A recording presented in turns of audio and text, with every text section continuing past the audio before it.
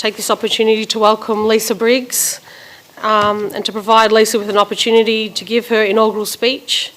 So please give a big welcome to Lisa, and we invite her to do her speech.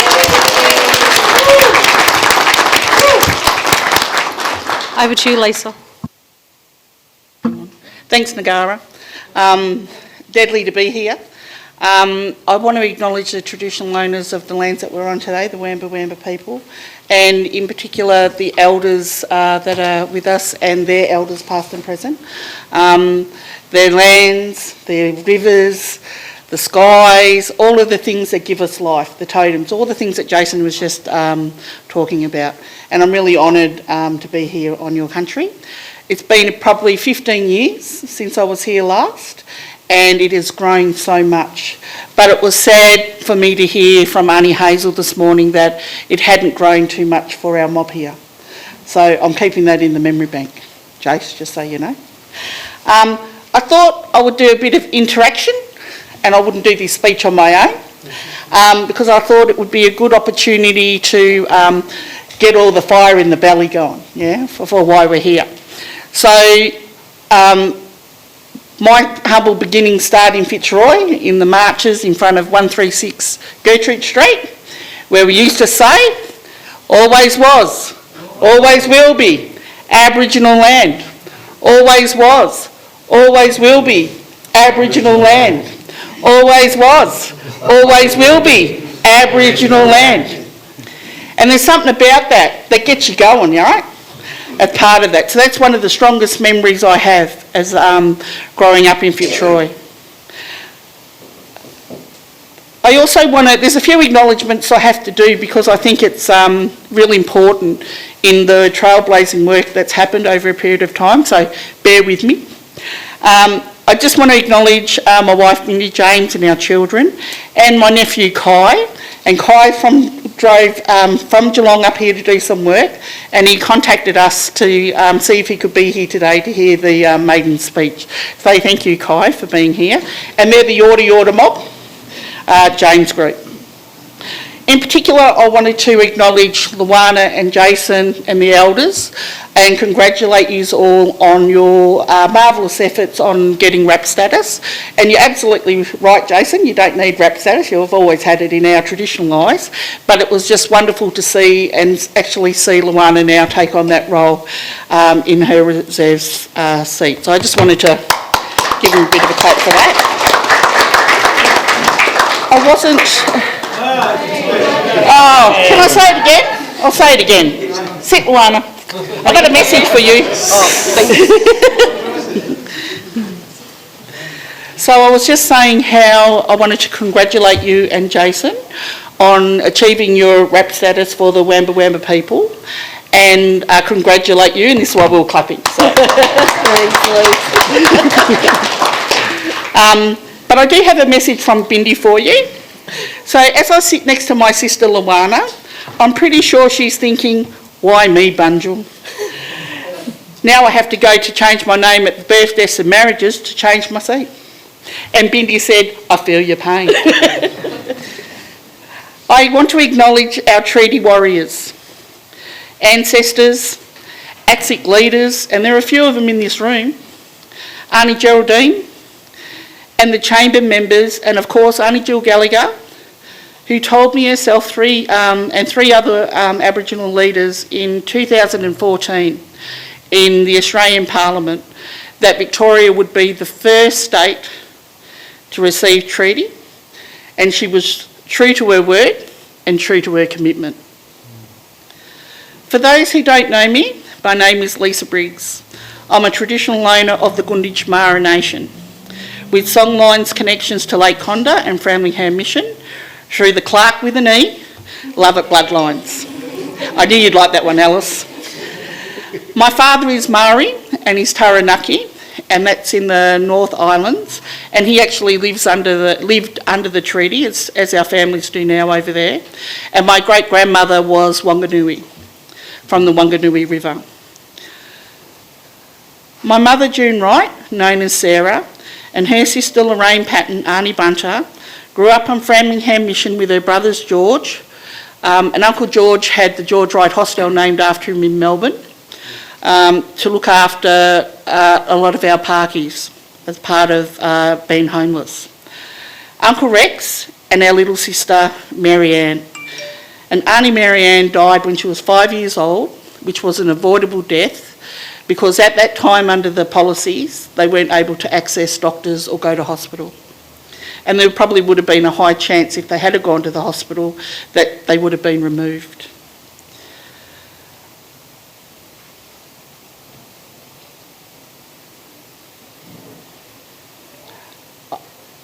Given what I've just said, and that we're in 2024, I have to ask how much has really changed, and despite all of our best efforts.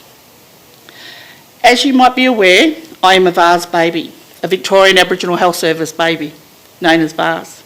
My family has been an important part of its establishment under the leadership of Auntie Elma, Nanny Edna, Nanny Ivy, my brother Lakes, my sisters Tracy and Vicky, Auntie Bunter, all worked there.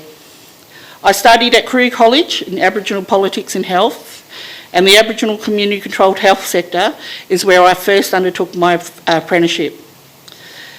VARS as an Aboriginal health worker, where I progressed to public policy at VATCHO and gained a Masters in Public Health, and I also studied but hadn't completed my Masters in Health Economics. In the last 25 years, I've worked with some of the best Aboriginal political leaders alongside Prime Ministers, Premiers, Cabinet, Heads of Government, and this remains the same today. Somewhere along the line, I lost my identity in our community of just being seen as an advocate for ACOs. However, once you get to know me, I'm all about our people. And my pledge is that I will continue to strive to ensure I leave no one behind. Today, I'm reclaiming back my identity to say that I'm Lisa Briggs, a traditional owner of the Gunditjmara Nation and the Metropolitan Member for First Peoples Assembly of Victoria.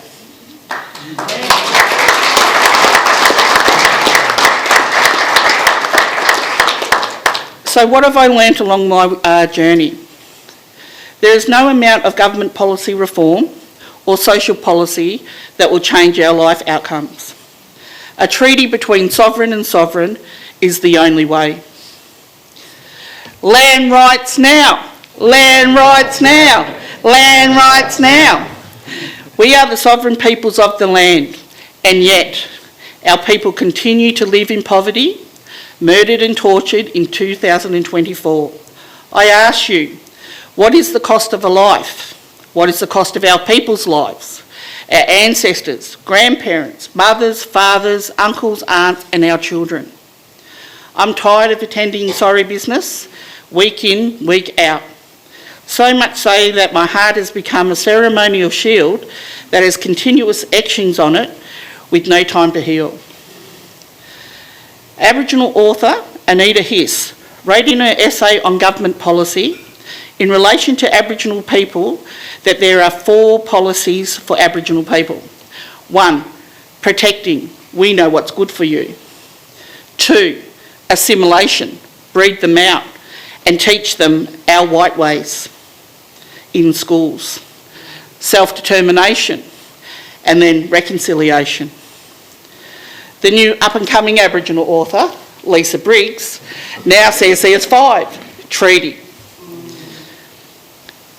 Treaty is the way. Our measure is not government policy. Our measure should be wealth and prosperity. Our lands and the economic value of displacement to stop our people living in poverty, to prosper for our youth of today and for generations to come. Wealth and prosperity opens the doors that are closed, gives us the real sovereign power and authority of negotiation and decision making. We should not shy away from what is rightfully ours, our lands, our royalties that come with it. The quickest way to start generational wealth is home ownership. Housing alone will change the course of so many deficit issues our people are currently experiencing. I also assume it would also halve the closing the gap targets. I pledge to the Chamber and to our people that I will strive to make this happen. As we head into negotiating our first treaty that will provide the foundation and recognise us as sovereigns and the right to self-determination, we must have collective leadership and unity, a strong mindset, courage, and our determination unwavering. It will be our self-determination from our sovereignty that was never ceded that will lead us to our liberation. There's an old Gunditjmara saying that my mum used to say, never say die. And in closing, I will leave you with, always was, always will be, Aboriginal land. Thank you.